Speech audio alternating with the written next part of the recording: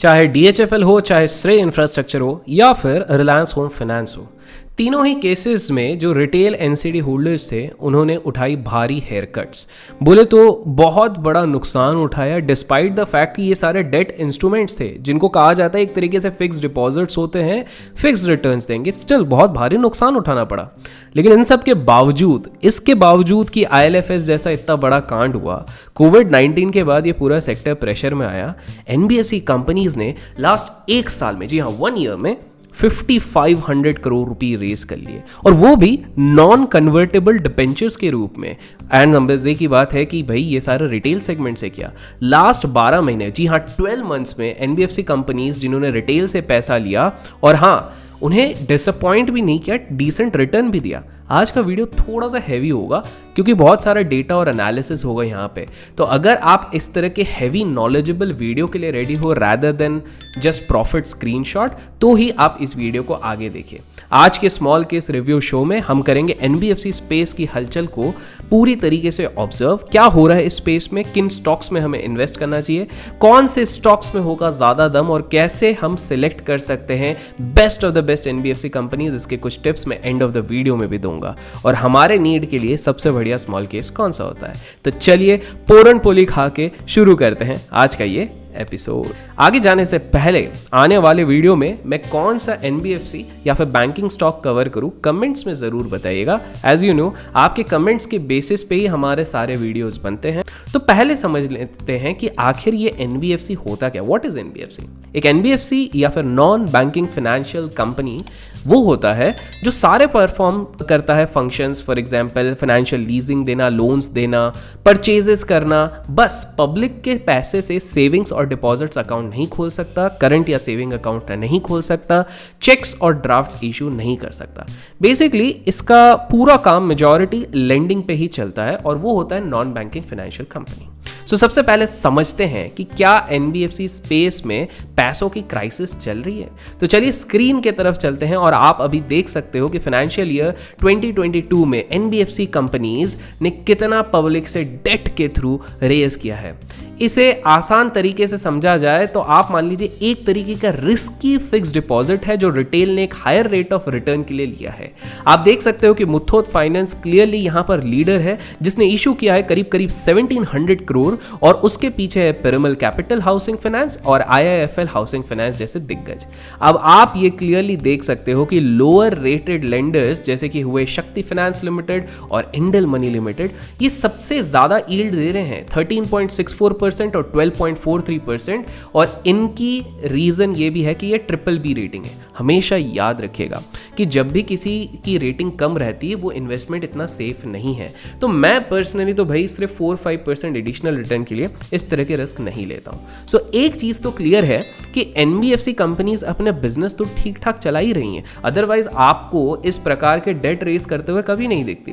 तो क्या हमें कंक्लूड कर लेना चाहिए कि कंपनीज जो बोल रही हैं कि भैया NCD होल्डर्स को रिटर्न भी मिल रहा है, सब कुछ सही है, तो सब कुछ कुशल मंगल है? वेल वेट, थोड़ा और डीप एनालाइज करते हैं बिफोर अंडरस्टैंडिंग कि स्पेस में क्या हो रहा है।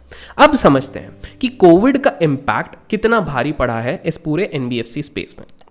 मैं जब इस स्पेस को ऑब्जर्व कर रहा था तो याद आया कि कोरोना वायरस के पैंडेमिक भी तो था और उसका बुरा इफेक्ट पड़ा होगा। और जी हाँ, जैसे मैंने सोचा, अगस्त 2020 में लिए गए मेजर NBFC लोन, स्पेशली जो लिए गए थे इंडिविजुअल्स और मीडियम्स एंड स्मॉल एंटरप्राइज द्वारा, उनमें से करीब 45% लोन्स मोरेटोरियम पे चले गए थे। कहीं ना कहीं ये आंकड़ा मुझे ये कॉमन सेंस लगाने पे मजबूर करता है कि 45% लोगों को कुछ ना कुछ तो प्रॉब्लम हुई होगी in terms of getting regular income, otherwise ये मोरेटोरियम में क्यों जाते हैं। सो ये सब NBFC द्वारा राइट ऑफ होंगे और थोड़ा प्रेशर तो बनेगा इनके बुक्स में। सो अभी हमारे पास एक पॉजिटिव था NCD रेजिंग का, बट इसके साथ अब एक नेगेटिव भी आ गया। लेकिन इस स्पेस का फ्यूचर प्रोस्पेक्ट समझने के लिए हमें थोड़ा और अंदर जाना पड़ेगा, और शायद इसलिए ICRA जो कि एक रेटिंग एजेंसी है वो इसलिए कह रही है कि जो लोन्स एनबीएफसी सेक्टर्स ने लिए थे वो करीब करीब 24 लाख करोड़ डिसबर्स किए थे इसी स्मॉल कैटेगरी में, तो वो थोड़े रिस्क में जाएंगे। और बाय द वे, अगर आप चाहते हो कि इसी तरीके की डीप एनालिसिस फ्री में मैं आपको रेगुलर टाइम्स पे ला रहूं तो मेक श्योर इसे लाइक्स करते रहेगा। चलिए अब समझते हैं कि एज अ रिटेल इन्वेस्टर अगर हमें एनबीएफसी स्पेस में एक्सपोजर लेना है तो किस प्रकार के स्टॉक्स पर हमें फोकस करना चाहिए, ध्यान किस पे देना चाहिए। सो अभी तक हमने जो देखा तो एक चीज क्लियर है कि अगर फाइनेंशियल स्पेस में हमें अगर पैसा लगाना ही है तो हमें हमेशा क्वालिटी को पिक करना चाहिए, एनबीएफसी में भी क्वालिटी देखा जाना चाहिए। तो अब हमारे ऊपर है कि भैया एनबीएफसी छोड़ के बैंकिंग में कर लें, तो रुकिए, नहीं, पहले एनबीएफसी में क्वालिटी स्टॉक्स कौन से हम उसको देखते हैं। तो उसमें है HDFC, Bajaj finance, L&T housing finance, Muthoot finance, Canfin homes और Cholamandal finance investment and finance company. इस तरह की कुछ कंपनीज है। ये कुछ ऐसी कंपनीज है जो काफी सारे बड़े बड़े इंस्टीट्यूशंस और फंड हाउसेस भी होल्ड करती हैं और एक क्वालिटी एनबीएफसीज है विद गुड मार्केट कैपिटल। अब देखते हैं कि क्या कोई मेरे हिसाब से ठीक ठाक स्मॉल केसेस है फाइनेंशियल स्पेस में जो इनमें एक्सपोजर भी रखता हो और आपको हेल्प कर सकता हो। सो मेरी एनालिसिस से पता चला कि स्मॉल केसेस के पेड और प्रीमियम और अनपेड दोनों को मिला दो तो करीब करीब 4 to 5 स्मॉल केसेस है फाइनेंशियल स्पेस में एक्सपोजर रखने वाले। बट मुझे इनमें से मात्र 2 सबसे बढ़िया लगे इस कैटेगरी में। एक तो बैंकिंग प्राइवेटली जिसमें कि एनबीएफसी और बैंक्स का मिश्रण है, और दूसरा है बैंकिंग ट्रैकर जिसमें वो बैंक्स को कवर कर रहा है। अभी हमने जो एनबीएफसी स्टॉक्स की बात करी उसमें से 80% एनबीएफसी स्टॉक्स बैंकिंग प्राइवेटली वाले स्मॉल केस में ऑलरेडी अवेलेबल है। पर मुझे दुख है कि बजाज फाइनेंस और एल&टी हाउसिंग फाइनेंस पता नहीं उधर क्यों मिसिंग है। हो सकता है आने वाले टाइम पे आ जाएंगे। पर वेट, तो पहले हम समझते हैं अब कि एनबीएफसी स्पेस में एक्चुअल रौनक कौन भर रहा है, क्यों इतना बजिंग हो रहा है। एक्चुअल रौनक तो पूरा स्पेस में डाल रहा है एक कंसेप्ट जिसको हम कहते हैं कवर्ड बॉन्ड्स।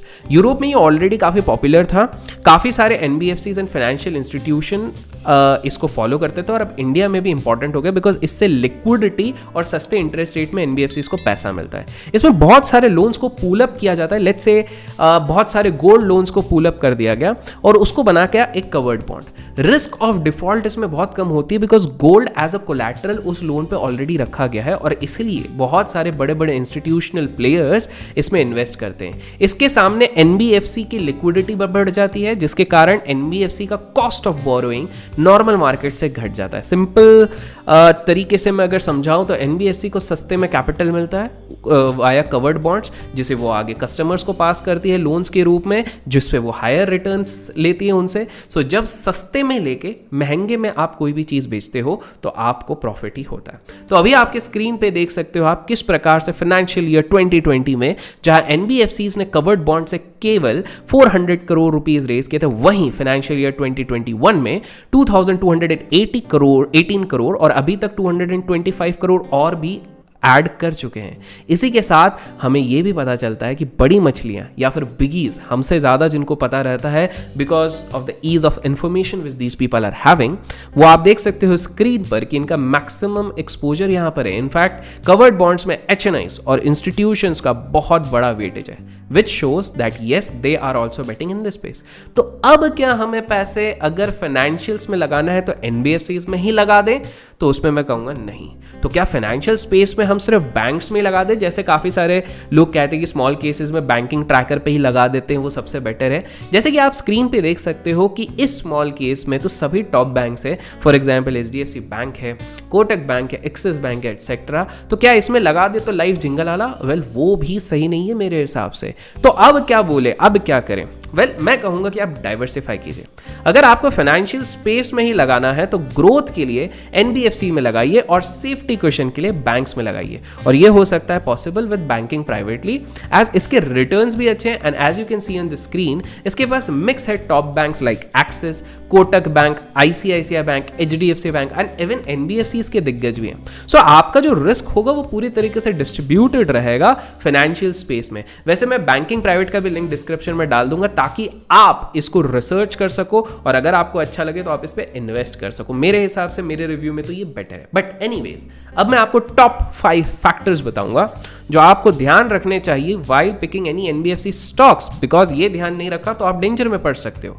पहली चीज है ब्रांड। ब्रांड देखिए, बिकॉज ब्रांड वैल्यू बहुत इंपॉर्टेंट होती है, बिकॉज रैंडमली अगर आप कोई भी स्टॉक ले लेते हो तो लॉस के चांसेस काफी ज्यादा होते हैं, तो टॉप लेवल ब्रांड ही लीजिए।